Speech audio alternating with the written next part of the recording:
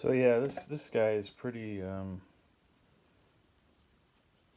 damaged, but I think I could maybe use a little bit of Elmer's glue lightly, and then put it between a couple of pieces of board, and hopefully it'll flatten out, and I think I can do something with it.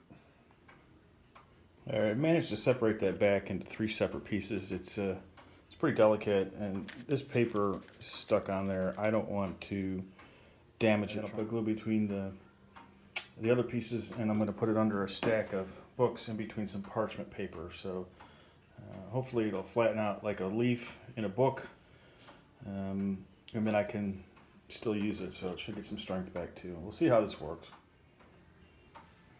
It's pretty destroyed as is, so I don't really think I can ruin it anymore. It may just be that I'll have to make something or just sell it without a back. A lot of times these radios don't have any back on them. When you get them, they disappeared years ago. I used a heat gun from far away on lowest setting, very far away, and very slowly, and work to peel it off. So it's not perfect, but I can get I'll use some Elmer's glue, just a real little bit, and then I'll sandwich in between some parchment paper under these stack of books and see if I can't press it back into shape and get it working again. The good thing is that I still have it. It's salvageable. Someone could use it as a template if they wanted to create a new back, and you can see all the printing, and that could be recreated and printed and glued on there. So I want to salvage it. I actually want to make it usable again, but if not, at least we'll have it there as a template. Okay, you can see that I put just a very, very little bit. I don't want it all squishing out between the seams and sticking to the parchment and then making a big mess. And I'll probably smooth that down a little bit with my finger just to flatten it out. And then we'll put the other piece on top of it, and then we'll do some glue on it, and we'll put the next one on top of it, and so forth and so on until we have it reconstructed. Okay, you can see I smeared it around there, so it's just a real light coating. You don't need a ton of this glue to make it stick. Also, now when you're doing this technique and it's really light like that, I put glue on both surfaces. That'll really make it stick together really well. All right, the first one's together. I'm going to go for the next layer, and then we'll see if we can put the paper on, and then we'll put it between the books and let it set at least overnight to cure. Here's the next layer. I'm going to smear this around. So again, it's very light. You don't want it squeezing out between the edges. We're not trying to decorate a cake. It's just the bare minimum amount of glue on the surface in order to adhere to the other piece and make a bond. All right, so now I've got it on that last piece of cardboard. This one's really thin, but again, you want to work fairly quickly, but you don't need to rush. It's going to be the time and the pressure that's really going to hold it together.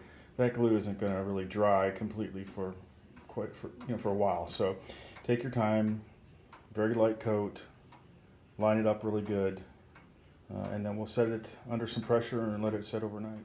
All right, I got that piece on there, so it's already starting to look better, and hopefully with the glue in the books lying flat, once it dries, it'll straighten it out. And this should be, as strong as a thin piece of plywood. I mean, really, that's kind of what we're doing here, is creating a multi-ply, just the same concept as plywood.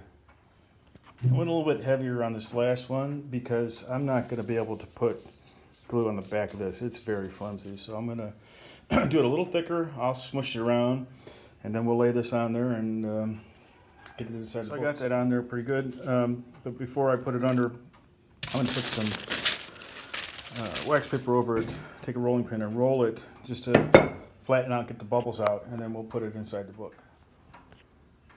Okay, I rolled it under the rolling pin pretty good. It's interesting, there's like some writing on there. It looks like someone's name, whoever, maybe it was a present to this person. But really so much interesting history. Like if you look here, it says AC only. Back in the late 30s, early 40s, there were farm radios and farm electrical devices that ran off of DC. They ran off of battery power because out in the remote areas they didn't have electricity yet, and so they labeled things like this AC only, so people knew that not to plug it into the into the farm equipment. So pretty cool, interesting what you learn. So I let it sit overnight, and I really wanted to peek at it, but I left it in overnight. I didn't peek, and you can see that it's flat as a board now, and it's straight, and so I'm really happy with the results here.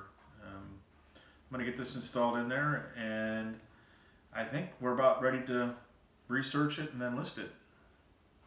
Want to get a close-up? Sure.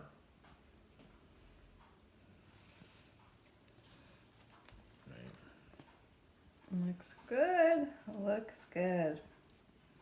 It's really amazing. Yeah, it was quite a mess. Okay, I got it installed now, and you can see it's not perfect, but it's a whole heck of a lot better than it was. It actually is one solid piece of backing material now, and we were able to salvage all the typography, so you can see the tubes and the layout and the information. So very cool. Very happy that we were able to salvage that.